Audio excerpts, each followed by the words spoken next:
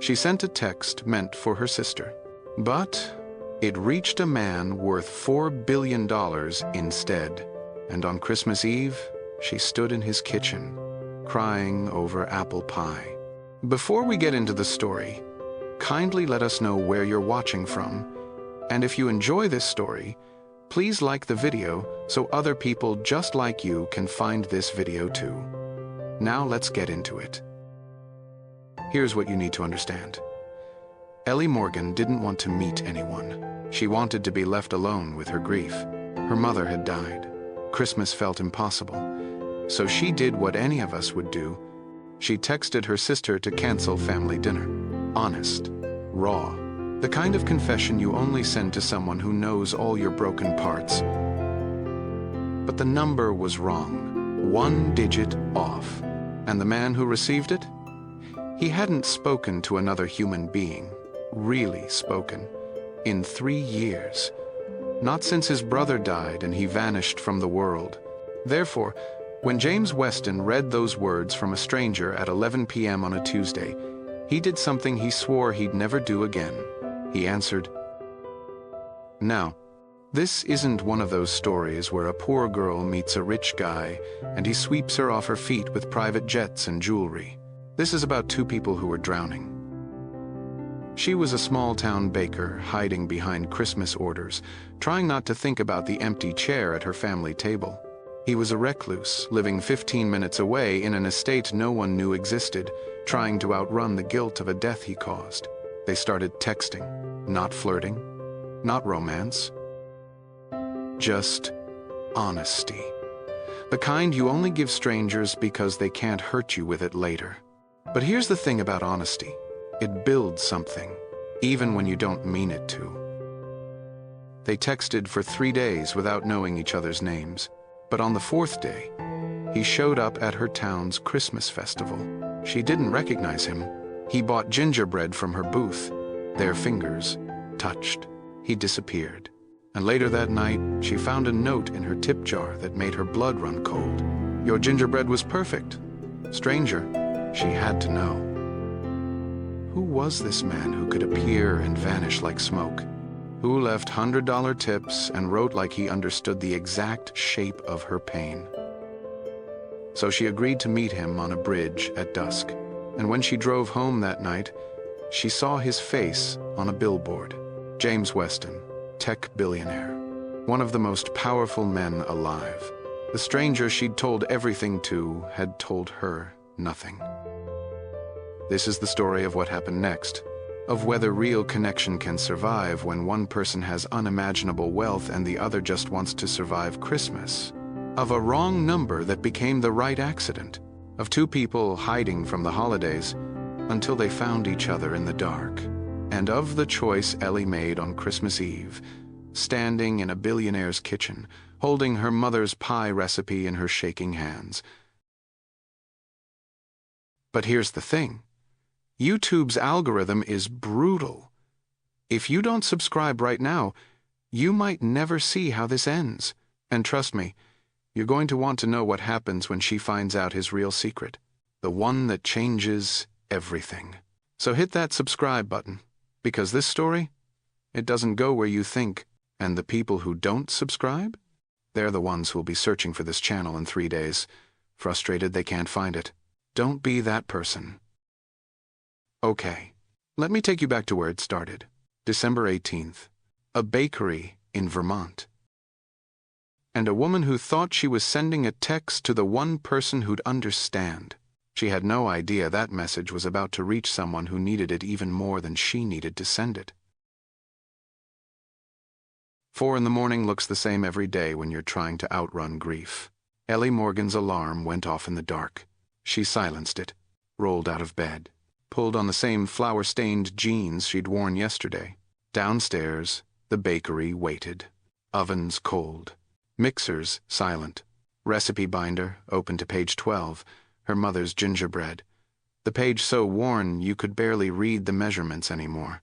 Didn't matter. Ellie had memorized it. She'd memorized all of them. Every recipe her mother had ever written. Every note in the margins. Every grease, stain, and coffee ring that made the pages stick together, it was all she had left. Well, that and the bakery, and the debt, and the weight of keeping her mother's legacy alive while trying not to drown in the fact that she was gone. Ellie tied her apron, turned on the ovens, started mixing, but her hands were shaking. They'd been shaking for 11 months, ever since January 14th, ever since the hospital, ever since the machine stopped beeping and the nurse touched her shoulder and said, "I'm so sorry." Therefore, the gingerbread that morning came out uneven, lopsided, arms too thin, heads too thick. She put them on the broken tray. There were a lot of broken things lately. The lunch rush hit at noon. 20 orders. 30. Customers wanting Santa cookies and snowflake cakes and those little gingerbread houses that took 3 hours to assemble. Everyone smiling. Everyone cheerful. Isn't Christmas just magical? Your mother would be so proud. She's watching over you, sweetie. Ellie smiled, nodded, boxed up cookies, but inside, she wanted to scream. Her phone buzzed at 2:17 p.m. It was Grace. "New number." Dropped my phone in a puddle. "Save this. Also, we need to talk about Christmas dinner. Mom's chair. What are we doing?" Ellie stared at the message. The chair. God. She hadn't even thought about the chair. Her fingers moved fast. Saved the number. Typed back, "Later." But later came at 11 p.m., and Ellie was done pretending. She sat on her couch, her mother's cardigan wrapped around her shoulders, the TV on but muted. She pulled up Grace's new number, started typing. "And here's the thing about grief at night. It makes you honest, reckless. It strips away all the polite lies you tell during the day. Therefore, Ellie wrote the truth. I can't do Christmas this year. I know that makes me terrible.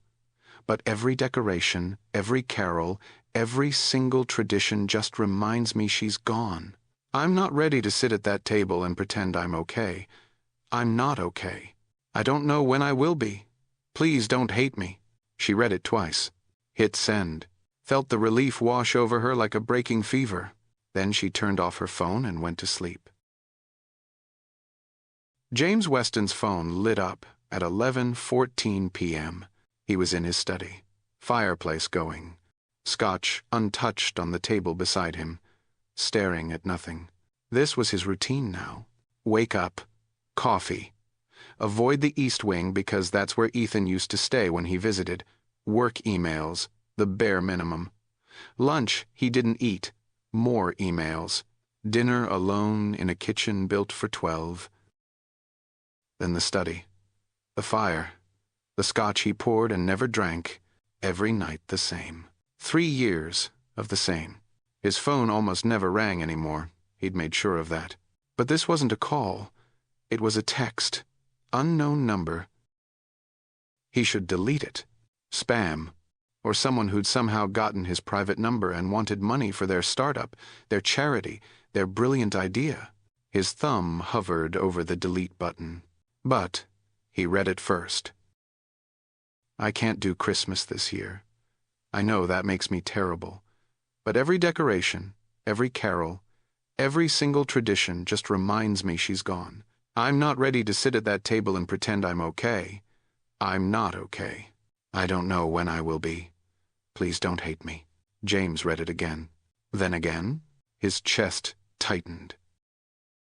3 years ago, on Christmas Eve, his brother's car hit a patch of black ice on Route 7. Ethan was driving to James's office to surprise him, to drag him home for dinner. James had canceled their plans. Big meeting, important client. The meeting ended at 9 p.m. Ethan died at 9:47. Therefore, James understood this message in a way most people wouldn't. The guilt, the grief that didn't follow anyone's timeline, the exhaustion of pretending. He stared at his phone. This person thought they were texting someone they knew, someone safe. They'd be horrified to know they'd reached a stranger. He should tell them. explain the mistake, but his fingers started typing. You're not terrible. Grief doesn't follow a schedule, and sometimes the bravest thing you can do is admit you're not ready. Whoever you lost, they'd understand that. He sent it before his brain could stop him, then sat there, heart pounding. First personal text he'd sent in 3 years. Ellie woke up to her phone buzzing. 7 a.m., light streaming through her window. She grabbed her phone, expecting Grace. But the response didn't sound like Grace. Too gentle, too knowing. You're not terrible. Grief doesn't follow a schedule, and sometimes the bravest thing you can do is admit you're not ready. Whoever you lost, they'd understand that. Ellie sat up. Read it 3 times. Grace would have called immediately, would have shown up at her door with wine and pizza and a lecture about not isolating herself. This was different. She'd checked the number, not Grace's. Oh God, she'd saved it wrong. 1 digit off. Her confession, that raw, ugly truth she'd barely admitted to herself, had gone to a complete stranger. Heat flooded her face. She started typing an apology. I'm so sorry, wrong number. But thank you.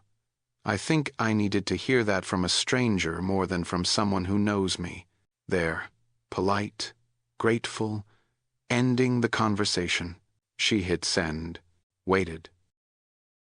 The response came 60 seconds later.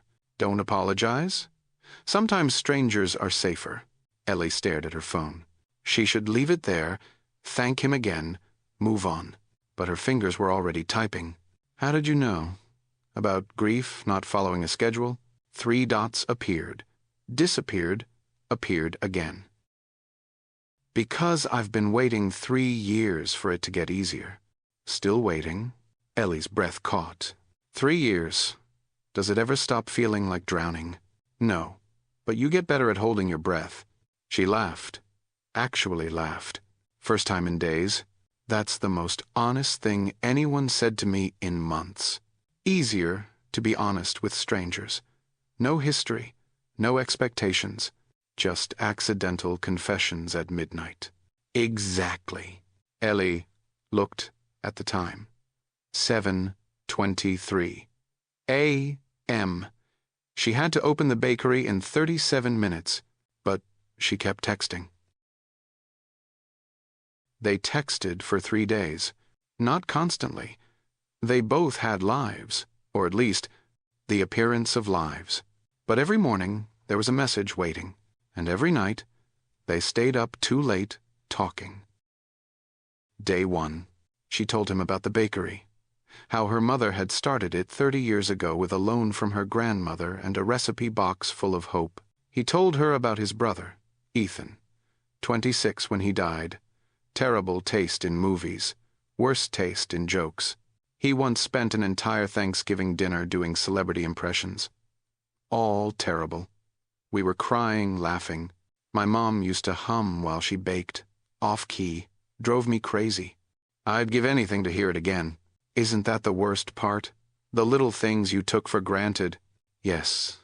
God, yes. Day 2, she asked what he did for work. I solve problems, boring ones, numbers, angry people, conference calls that could have been emails. So, accountant? Something like that. It wasn't technically a lie, but it wasn't the truth either. He asked about her town. Small, Vermont. The kind of place where everyone knows your business and half of them are related to you. Sounds claustrophobic. Sounds like home. Where are you? Pause. Not far. Day 3. The texts got deeper. More vulnerable. She told him she still slept in her mother's cardigan. He told him he kept Ethan's voicemail. Listened to it sometimes when the house felt too quiet. Do you think they'd want us to be this sad? No. But I don't know how to stop. Me neither. Maybe that's okay. Maybe we don't have to stop. Just survive it. I like that better than getting over it. No one gets over it. We just get through it. Ellie read that message 5 times. Saved it. Because this stranger, this person whose name she didn't even know, understood her in a way no one else did. Therefore, when he texted on the evening of December 21st, she didn't hesitate. I know this is crazy, but I'm close to your town today. Not creepy close, just in the area. If you wanted to meet, or not, no pressure. Ellie's heart stopped. Meet him. The stranger who'd held her grief so carefully, who made her laugh at 7 a.m., who understood the weight of surviving someone. But this was also how horror movies started, meeting strangers from the internet. Trusting someone you'd never seen.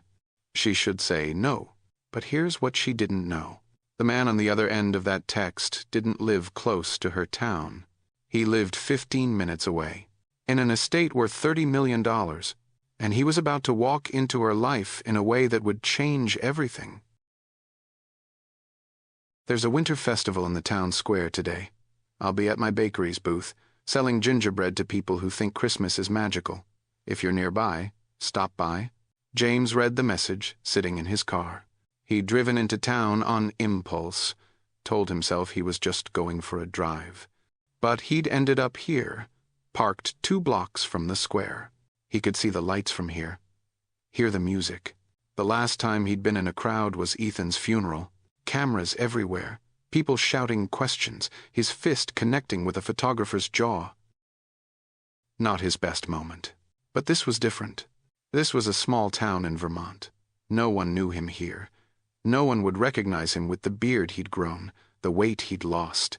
He'd be just another face in the crowd. Therefore, he got out of the car, pulled his collar up, walked toward the festival. The square was packed. Families, couples, kids screaming about hot chocolate, Christmas lights strung between lampposts, carolers on the gazebo steps, the smell of cinnamon and pine. James kept his head down, scanned the booths, candles, jewelry, hand-carved ornaments, and then Morgan's Bakery. White lights wrapped around the frame, gingerbread houses displayed like art, cookies in perfect rows, and behind the counter, her. He knew it was her. Don't ask him how. He just knew. She was younger than he'd imagined, late 20s maybe, dark hair pulled back, flour dusting her left cheek, eyes that smiled for customers but went flat the second they looked away. She was exhausted, heartbroken, hiding it behind sugar cookies and small talk. James watched her for 5 minutes before approaching. Told himself he'd just buy something. Wouldn't introduce himself, wouldn't make it weird. But when he got to the front of the line and she looked up at him, his mind went blank. Hi, can I help you? Her voice. God, her voice. Softer than on the phone. A little hoarse. Yeah, he cleared his throat. The broken ones, do you sell those? She blinked. What? The gingerbread. The broken ones. I saw you put some aside earlier. A pause. Then a small smile. You want my rejects? If you're selling them, why would you want broken cookies? They're more honest. The words came out before he could stop them. She stared at him, really looked at him, and for a terrifying second, he thought she'd recognize his voice from their calls. But she just reached under the table, pulled out a box. These guys lost the transport lottery. Missing limbs, structural damage. One's just a torso. Perfect, he replied. You're serious. Completely. She shook her head, smiling for real now. They're free. I can't charge you for broken cookies. Then I'll buy something else, he said. He pointed at the most elaborate gingerbread house on the table. That one? $60. Done. You didn't even. He pulled out his wallet. 3 20s and 100. Keep the change. Her eyes widened. That's way too much. It's Christmas. It's excessive. Consider it a tip. For what? Then he looked at her. Really looked. And he said softly, for making beautiful things even when your heart's breaking." The words hung between them. She opened her mouth, closed it. He panicked, grabbed the box and walked away. Fast, didn't look back. His heart was pounding so hard he thought he'd pass out. That was stupid, reckless, but God, it felt good to see her, to make her smile, to be close to the first person who'd made him feel human in 3 years. Ellie stood behind her booth in a daze. A stranger had just paid $140 for $60 of gingerbread, and said the thing about broken cookies being more honest. Like he knew. Like he understood. She shook it off. Lots of people were sad at Christmas. Lots of people overtipped. It didn't mean anything. But at closing time, when she counted the tip jar, she found something that stopped her heart. A note wrapped around the $100 bill. 4 words in careful handwriting. "Your gingerbread was perfect, stranger." No, no, no, no. That wasn't possible. Her phone was already in her hand, buzzing. "I'm sorry. I couldn't stay away. But I wasn't ready for you to know me yet." Ellie sat down hard on the curb. He was here, the stranger. He'd been standing in front of her. She scrolled through her memory, the transactions, the faces, and then, there, tall, beard, sad eyes. The man who'd said broken things were honest. Her fingers shook as she typed. "You were here." "Yes." "The man with the $100 tip. That's me. You didn't say anything." "I wanted to. I didn't know how. So you left a note in my tip jar like a coward." "Yes." Despite everything, she smiled. "This is insane." "I know. I need a name, a face, something real." Long pause. Then, "Tomorrow, 7 p.m., there's a bridge on Miller's Creek, just outside town. That's how every murder podcast starts."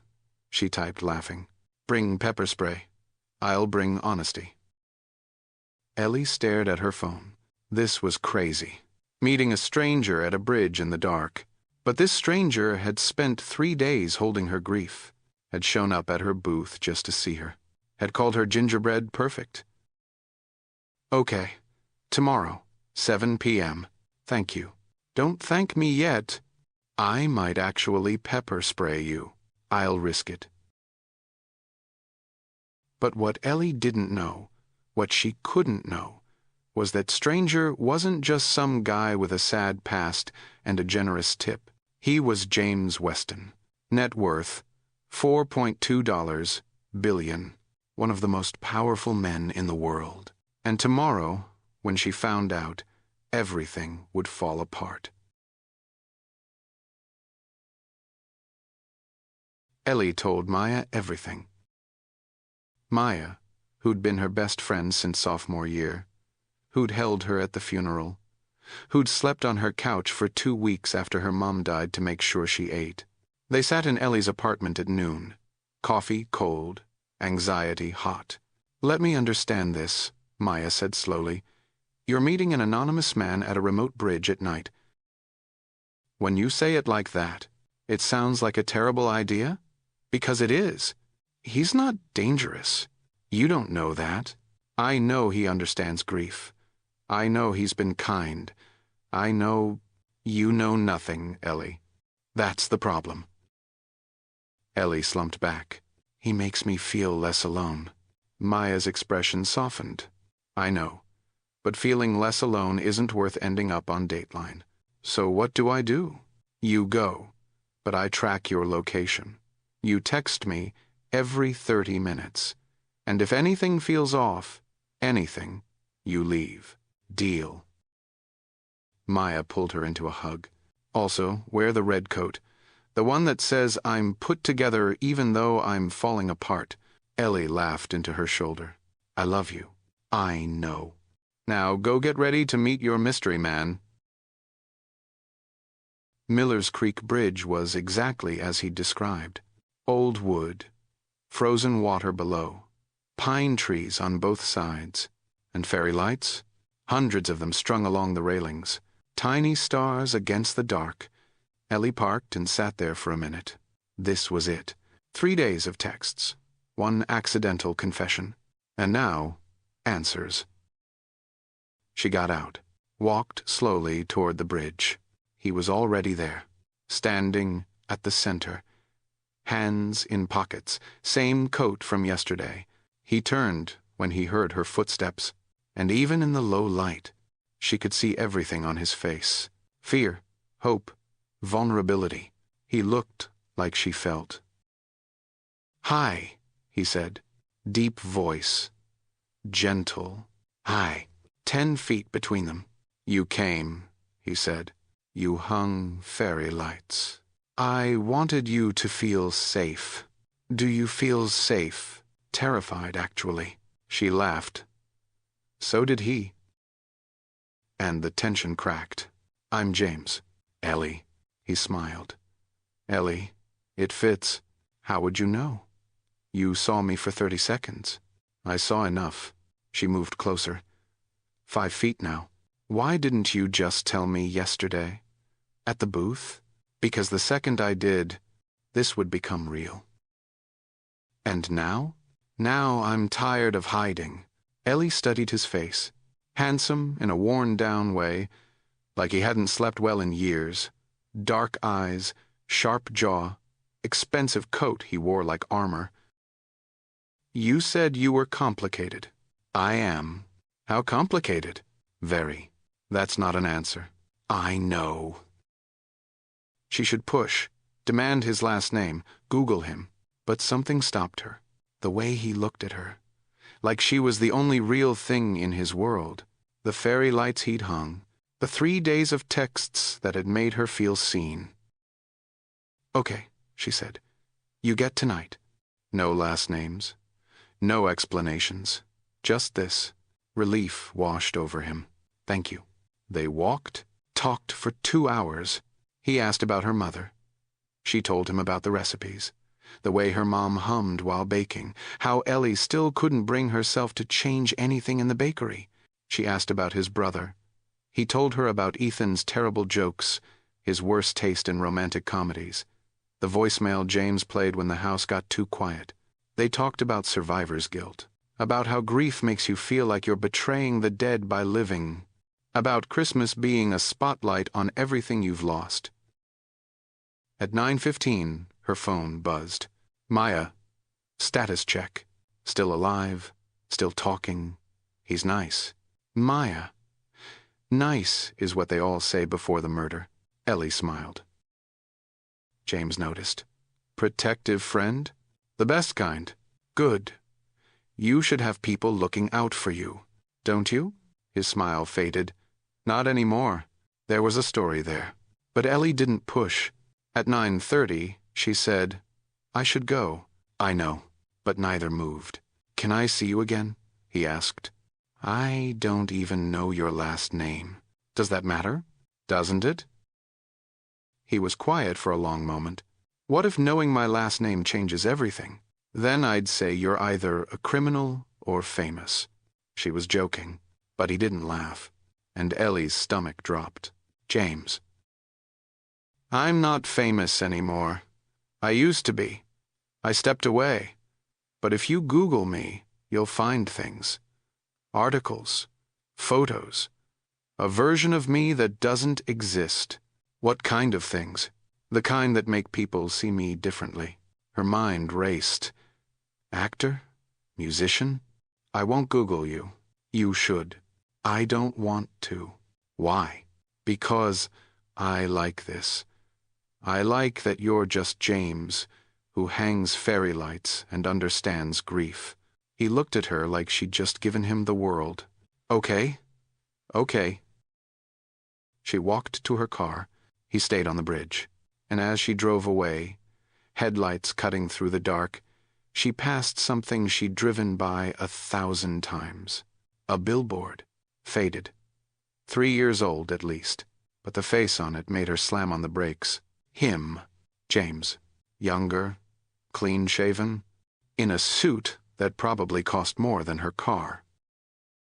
James Weston, Weston Technologies, innovating the future.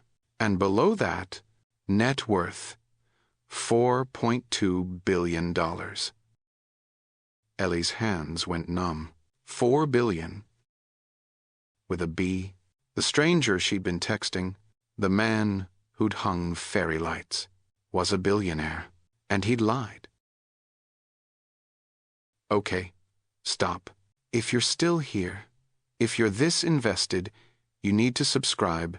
I'm serious, because YouTube doesn't care that you're hooked. It doesn't care that you need to know what happens when Ellie confronts James. All it cares about is whether you're subscribed. And if you're not, this video vanishes. The algorithm buries it. 3 days from now, you'll be lying awake wondering how this ends, and you won't be able to find it. Therefore, save yourself the frustration. Hit subscribe. Hit the bell, because what happens next, when Ellie discovers the truth about his brother's death, about why he's really hiding, is going to wreck you. And the people who don't subscribe, they'll never get closure. Don't be that person. Subscribe. Now. Okay? Back to the story. Ellie sat in her parked car and Googled him. James Weston. Age, 34. Founder of Weston Technologies. Sold the company for $18 billion when he was 29. Current net worth, $4.2 billion. Properties in San Francisco, New York, London, Aspen. Named to Forbes 30 Under 30. Time's Most Influential. All the lists. But then, 3 years ago, nothing. He'd resigned as CEO, vanished from public life. The last photo was from his brother's funeral. James, in a black suit, face destroyed, being escorted away by security after punching a photographer. The caption, "Tech billionaire James Weston has a breakdown at brother's funeral." After that, silence. Speculation about rehab, breakdowns, secret marriages, but no confirmed sightings. He'd disappeared, and apparently, he'd been 15 minutes away the whole time. Ellie felt sick, because every text had been a lie. Not the grief. That was real, but everything else. When she'd asked what he did, he'd said he solved boring problems. When she'd worried about being broken, he'd acted like he understood. But he'd left out the part where he had $4 billion, where the power imbalance between them was a canyon. She'd told him everything, her fears, her mother's cardigan, her grief, and he'd given her just enough to seem human, while hiding the thing that mattered most. Therefore, she called him. He answered on the first ring. Ellie. James Weston. Silence. $4.2 billion. Founder of Weston Technologies. Owner of how many houses? 5? 6? Ellie, please. You lied to me. I didn't lie. You said you solved boring problems. You said you were something like an accountant. I said, you lied by omission, which is still lying. She heard him breathing, unsteady. You're right. I did. Why? Because the second people know who I am, they stop seeing me. All they see is the money. So you thought you'd just hide it? Keep me in the dark forever? I wasn't trying to hide it forever. I wanted a few days of being normal. Normal? James, you're a billionaire. Nothing about this is normal. I know that. Do you? Because from where I'm sitting, this feels like some kind of experiment. Poor baker meets rich guy. Let's see what happens. It's not like that. Then what is it like? His voice cracked. It's me being desperate, okay? I was desperate. The word hit her like a punch. What? I've been alone for 3 years, Ellie. 3 years with no one who sees me as anything other than a bank account. And then you texted me by accident, and you were real. You were honest. And I wanted that. For a little while, I wanted to be a person. Her throat tightened. You should have told me. I know. The second you realized I was in the same town. I know.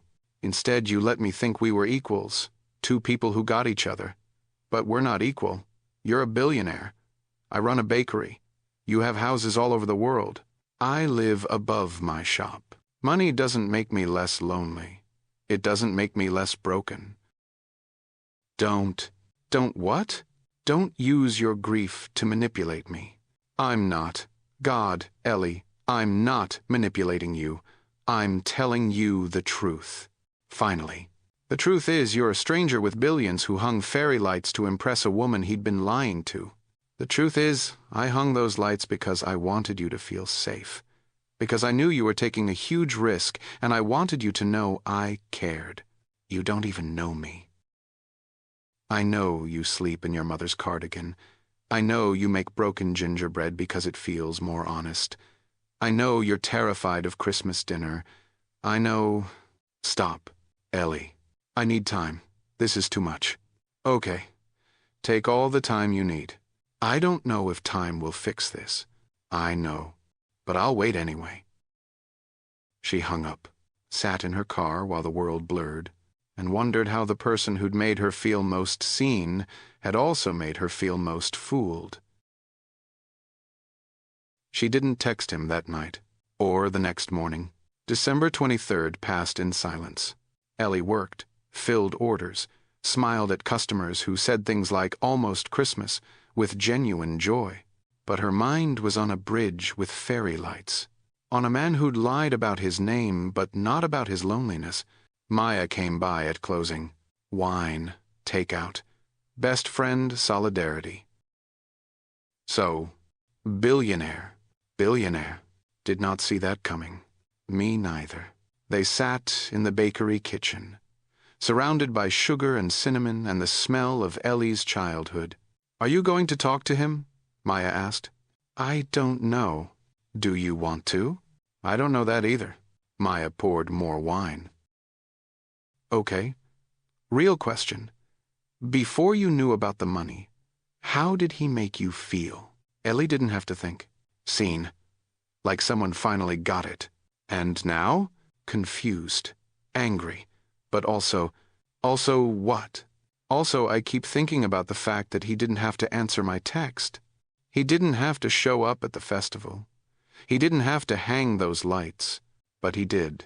Yeah, he did. Maya leaned back. Your mom used to say that thing. About love and bravery. Ellie smiled, despite everything. Love is just courage in a softer voice. Right.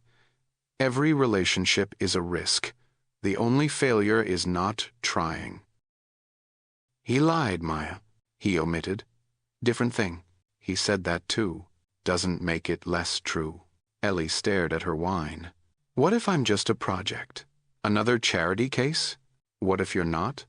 What if you're just the right person at the right time? That night, Ellie couldn't sleep. She kept thinking about James's voice when he said desperate. About the fairy lights. About 3 years of isolation. At midnight, she got up, went downstairs to the bakery, and did something she hadn't done since her mother died. She made her mother's apple pie. From scratch. The recipe she'd been too afraid to touch because it felt like the last piece of her mom she had left. But as she rolled out the dough, she heard her mother's voice. Don't be afraid of the recipe, baby. It's just food. The love is what makes it matter. Ellie cried while she crimped the edges, laughed when she added extra cinnamon, and when she pulled it out of the oven at 2 a.m., golden and perfect, she knew what she had to do. Because James was right about one thing. Broken things were more honest, and maybe 2 broken people could build something real, if they were brave enough to try.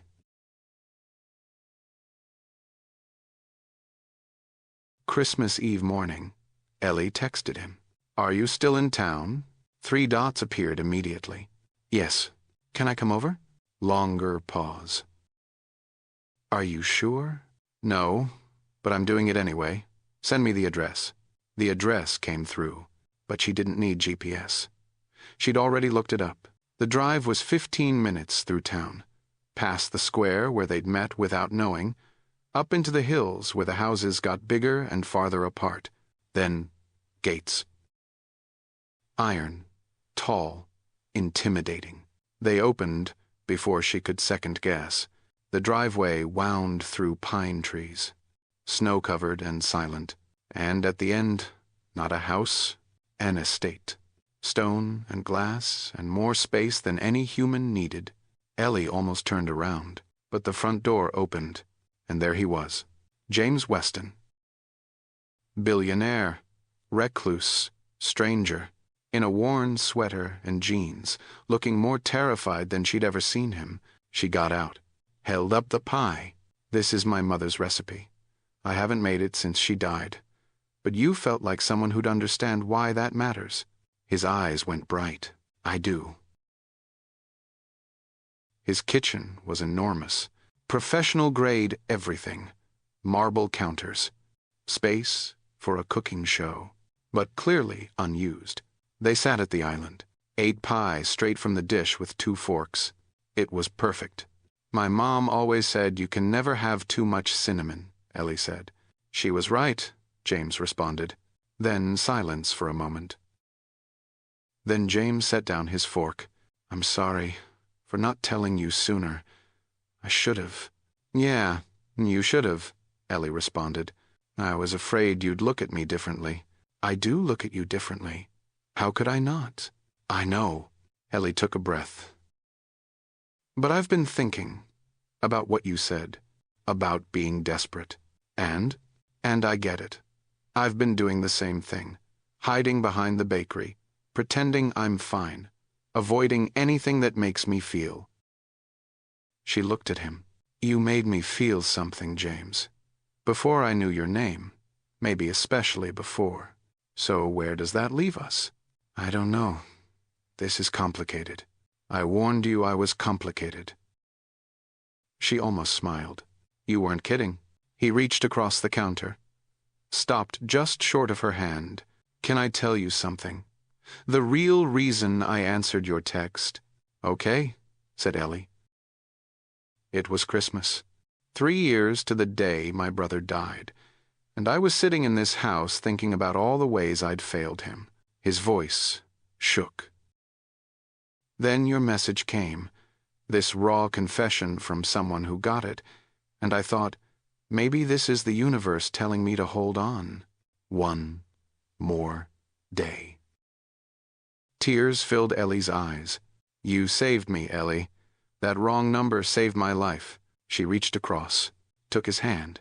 "I'm glad I texted the wrong person." "Me too." They didn't kiss, not yet, but they moved to the living room, sat on a couch that cost more than her yearly rent, watched the terrible 80 seconds Christmas movie his brother had loved. Ellie fell asleep on his shoulder halfway through. James didn't move, didn't want to wake her.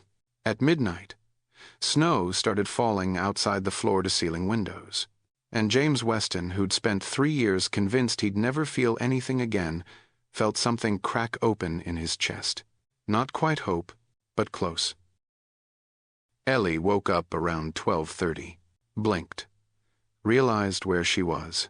"Sorry, didn't mean to fall asleep." "Don't apologize," James replied. She sat up, looked at him. "This won't be easy. You know that." "I know. People will talk, the press will find out. Your world and mine, they don't exactly align." "I know. So why try?" He thought about it. Really thought.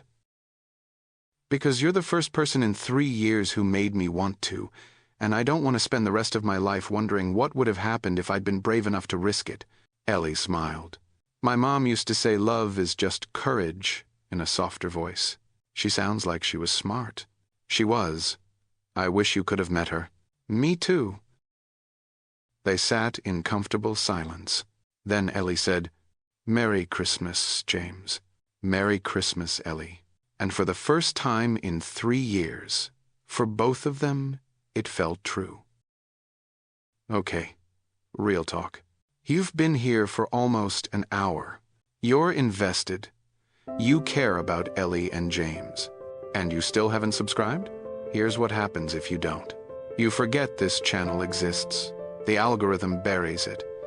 And when you want more stories like this, stories that make you feel something real, you won't find them.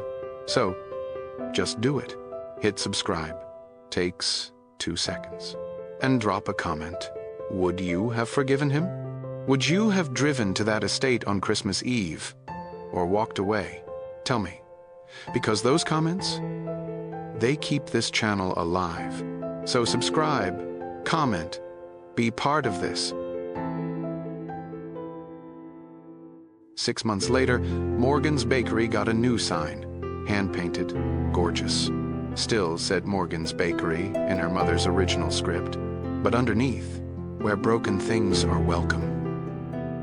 James had offered to fund an expansion, a whole chain. Ellie said no, not because she didn't appreciate it, but because some things were meant to stay small. They compromised. He funded a culinary scholarship in her mother's name. She taught him to bake at 4 a.m. It wasn't perfect. There were hard conversations about boundaries and privacy. There were photographers, articles, strangers with opinions. But there were also mornings where he showed up with coffee and helped her frost cookies. Evenings where she reminded him that money wasn't the same as richness. Quiet moments where they sat together, two people who'd found each other in the dark and decided to stay. On the 6-month anniversary of the wrong text, she sent him a message. "Thank you for answering a stranger." He wrote back, "Thank you for texting the wrong number. Best accident of my life." She smiled, put down her phone, got back to work. Because some love stories don't start with meet cutes. Some start with accidents, wrong numbers, moments of vulnerability sent into the void. And if you're lucky, if you're very, very lucky, someone answers. Not because they have to, but because they need to. Because they're drowning too. And two people brave enough to be honest with a stranger can build something real, even when the odds are impossible. Even when one's a billionaire and the other just wants to survive Christmas. Because love isn't about equal bank accounts. It's about finding someone who sees you and chooses to stay. Here's my question. Have you ever had an accidental connection that changed your life? A wrong number? A chance meeting? Something that became more, I know I am texting a few wrong numbers after this. Perhaps I will find someone who cares. Let me know what you think in the comments below. I really want to hear your take on this one. And if this story moved you, if you felt even a glimpse of truth in their pain, please take a moment to like this video. It helps more people like you discover stories that remind us what it means to feel. Don't forget to subscribe, because the next story might just be the one that stays with you forever.